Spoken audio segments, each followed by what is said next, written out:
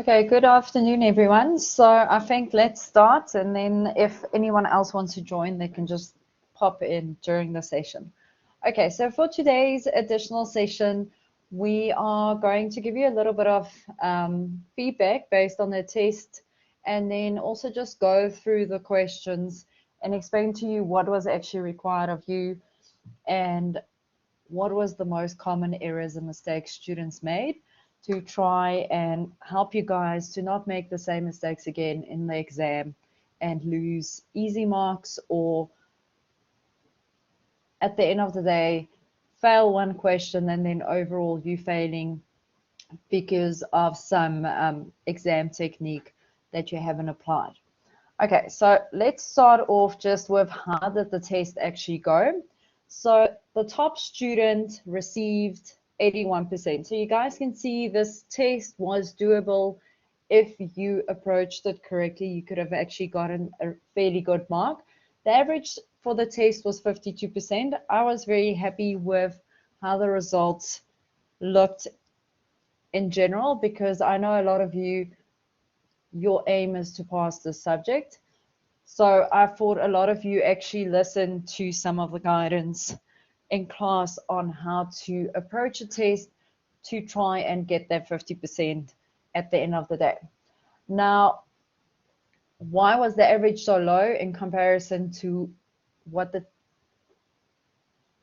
Is my sound catching up? Okay, let me quickly just see.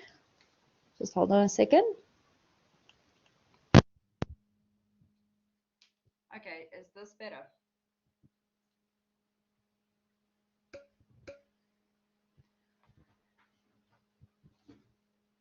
Okay, so let's then just start from the beginning. So the top student received 81%, and then the average was 52%, and I was quite happy with how you guys did in general. So I could see a lot of you actually applied some of the guidance I gave in class on how to get to your 50 based on how you should approach it. Now, why it was not actually higher than that is for the following reason. So some students did not answer what was actually asked. So they didn't answer the question. And those were for the more theoretical questions, the easier stuff.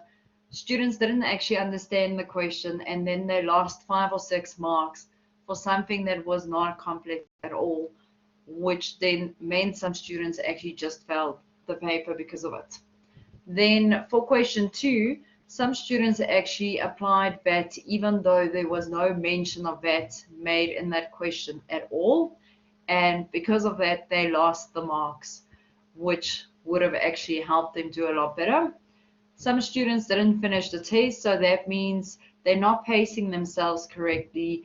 So not following the mark a minute rule, where you have to, if a question is, for example, 30 marks, after 30 minutes, you need to move on to the next question. You should not spend any more time on it. And then for the theory question specifically, the 15-mark question in question 1, a lot of students did not write enough. I could see they knew sort of what the gist of it is and how they should argue it, but they haven't provided enough information or haven't discussed all of the components to actually give them the marks that they wanted. Okay, so this was more or less the main reason why the average was only 52.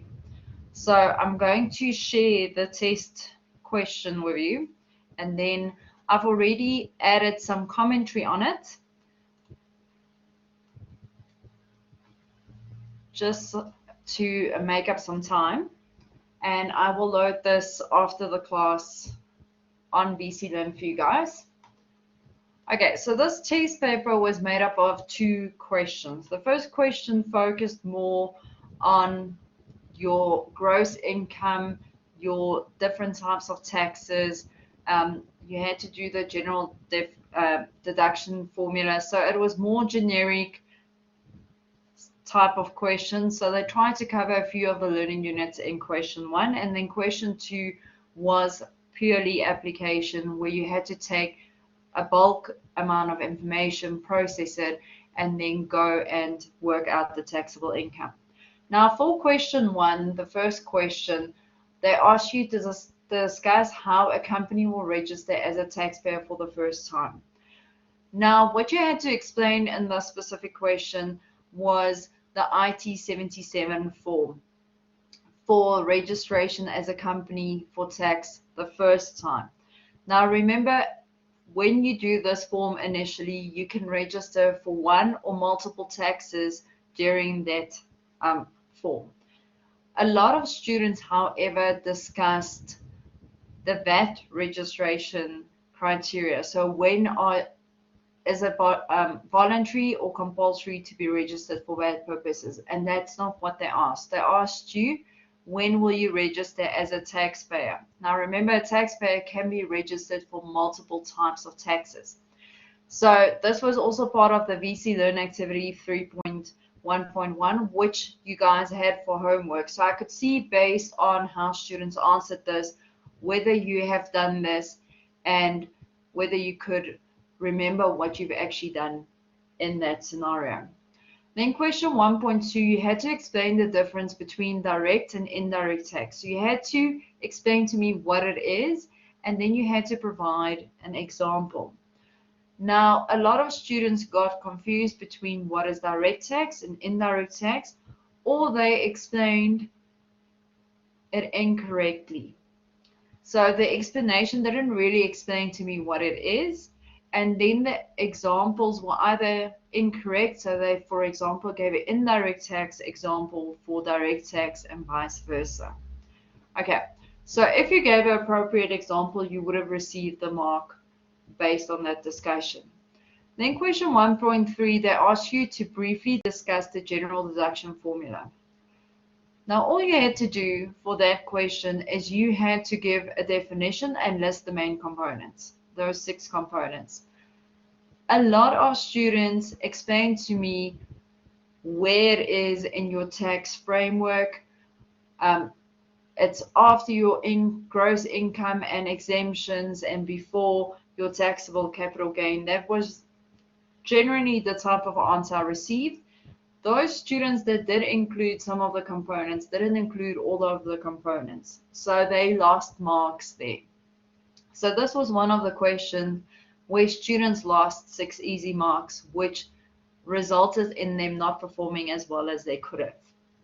And then question 1.4 had to do with, you had to explain whether it should be included in your gross income. It was the 2 types of deposits. One was refundable, one was not refundable.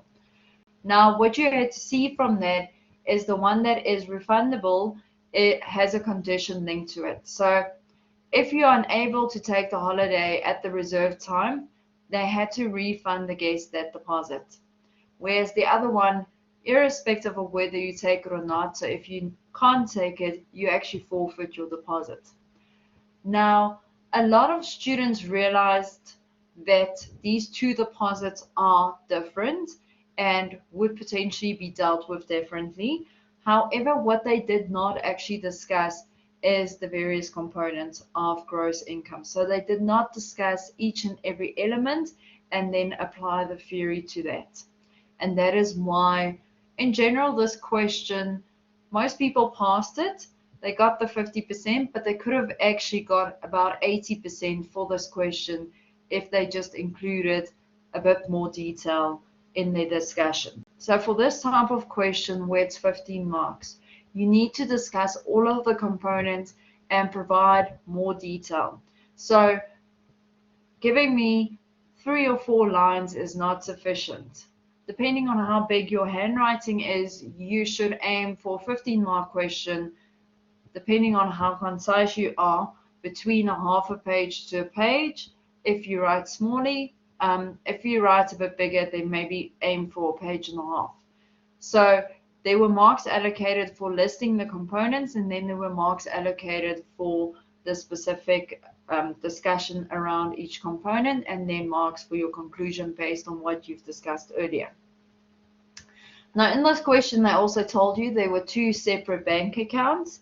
One was for trading income, and the other one was specifically for the refund deposits. Now, based on how the solution we received, they saw this as this is similar to a trust account, so you would then keep it separate. Now, if you said it's not a trust account and it would then be included in gross income, you would have still received the marks because that's the way I've explained it in class, and that is also the way I marked it.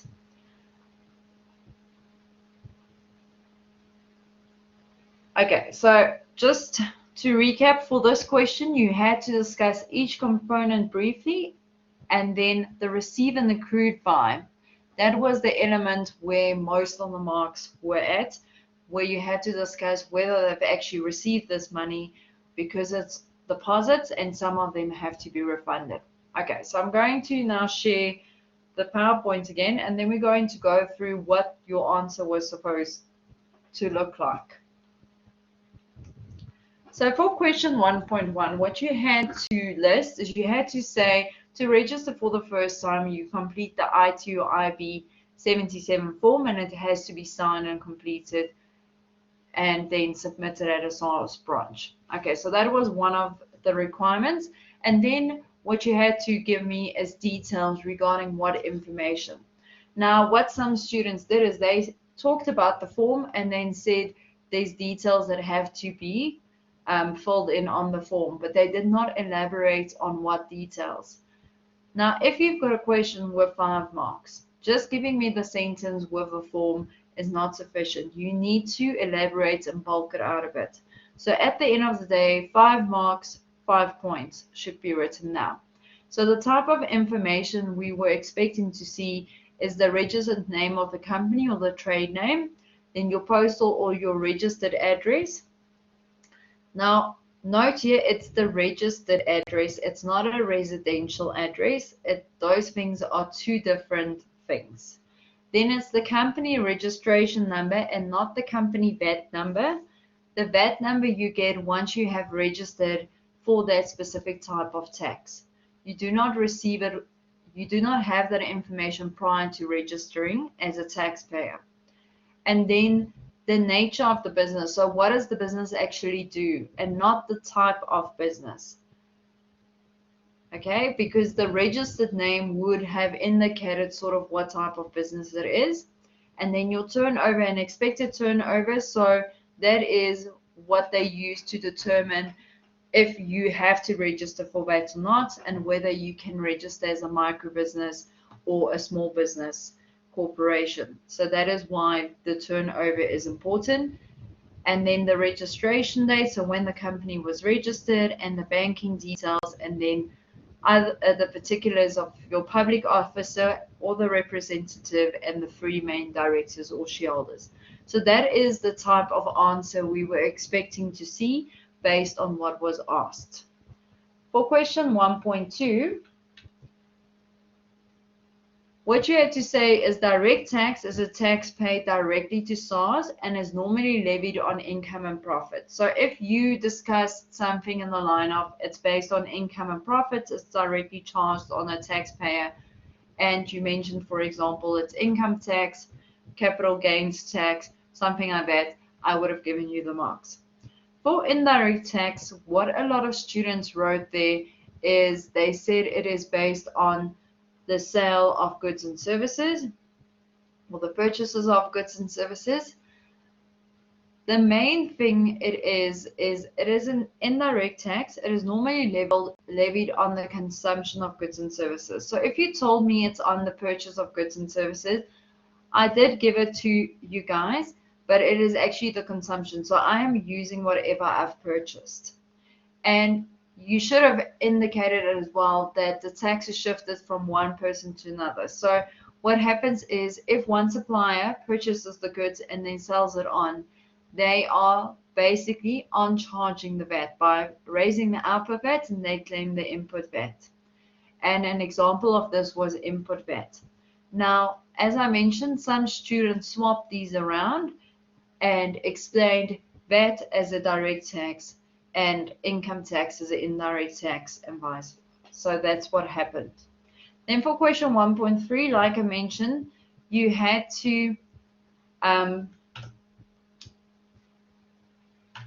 list all of the components. Now, a lot of students either did not list the components or they discussed where it is in your tax framework.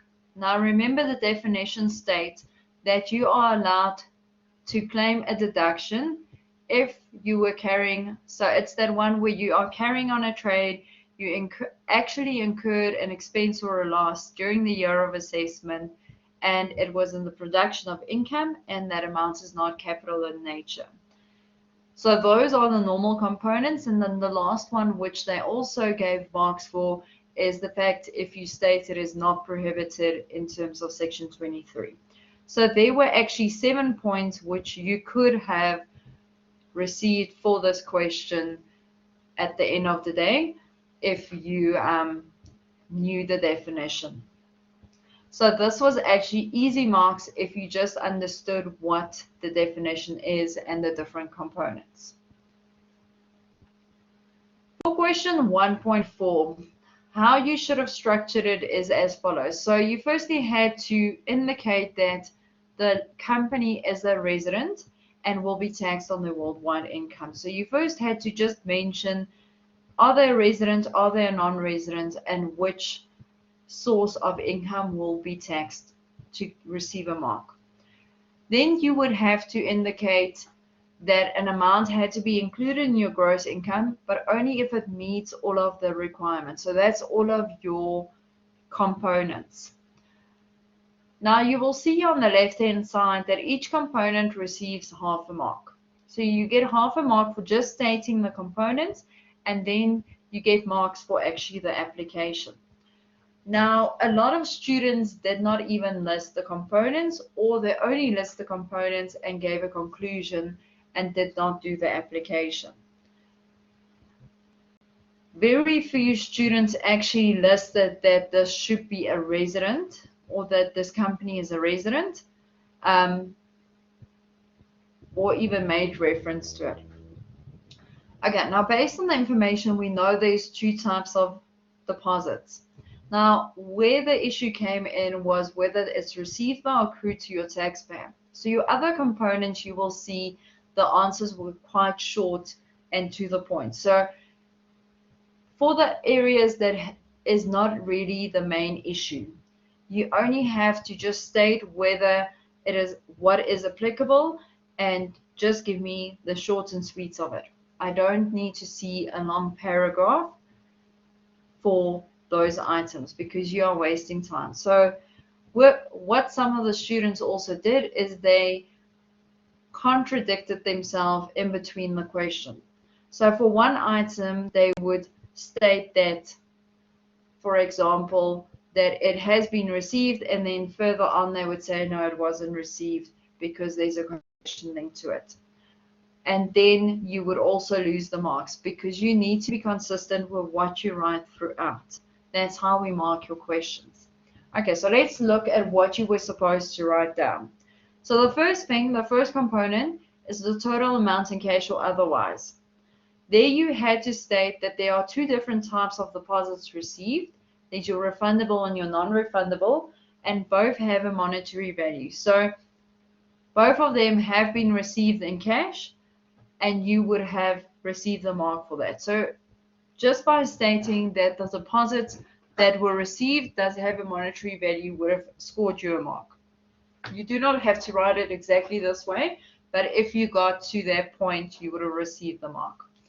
Then received by or accrued to. Now remember, the first course case is your Geldeneys one that says it is received by the taxpayer and for their own benefit.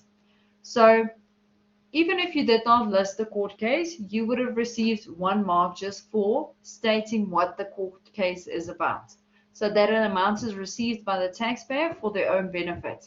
By adding the court case, you get a half a mark addition to that. So let's say you get into the exam and you can't remember any of the court cases, but you remember the principle that it is based on. Write the principle down. You still get a mark for listing the principle, even though you don't show the case name. Okay, so that's what I want you to do in the exam. If you blank out, just write what the main principle is so that you can still get the mark.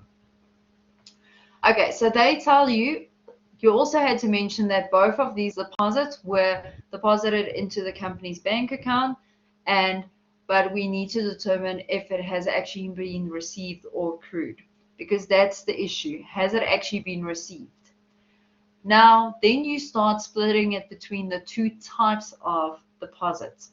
The first one you then discuss, you can decide whether you do non-refundable or refundable first, but in this scenario, they started with the non-refundable, and they said as soon as it has been deposited by the guest, it is for the company's benefit because the guest forfeits that deposit and there is no condition or no unconditional liability to repay it. So I do not have to repay it, they forfeit it. So if you stated that, you would have received the marks. Now, what a lot of you did is you talked about the fact that they forfeit the deposit, but you did not actually mention that they have no liability to repay it. So that's where you lost that additional mark. And then a lot of you did not actually conclude in there that the 350 is then received when you discuss the received by element. You only did it in the conclusion where we also then give you a mark. Then the refundable deposits, in terms of the Pyatt court case, states that where monies are received, it needs to be banked in a separate bank account. Now, if you stated there a trust account, I also gave you the mark for that. And then it would not constitute gross income. So that was the point. If it's in a separate bank account, your trust account, it would not actually constitute gross income. It will only constitute gross income once the condition has actually been met. Okay, so you could have either said it would only be received once the condition is met, so once they've actually stayed there, or you could have listed the way they said, because it's in a separate bank account, for the refundable deposits, it's not included in your gross income. So you could have stated it either of the two ways. Then in the year of assessment, a lot of you actually lost this mark. All you had to state is that these amounts were actually received in the 2020 year of assessment, and it gave you a mark. That was an easy mark where you just had to state the fact, yes, we've received it in the correct period. And then the exclusion of the capital nature, a lot of you discussed the fruit and the tree concept here, which is the Fisher court case. All you actually had to discuss here is the fact that providing accommodation is not really capital in nature because it is short term. So just by stating that, you would have received the mark. You did not have to list a court case for this. So the court cases are normally linked to where the main issues are that you need to argue. Then for the conclusion, now based on how you've argued, we would have given you the conclusion marks based on your arguments for the other components. So the basic conclusion then was that the non-refundable deposits will be included in your gross income for the 2020 year of assessment, whereas refundable deposits will not be included because it does not meet the definition. And that is what you had to write down. Okay, before we move on to question number 2, do you guys have any questions on question 1 specifically? You can either pick up your mic or you can just type it in the chat function for me.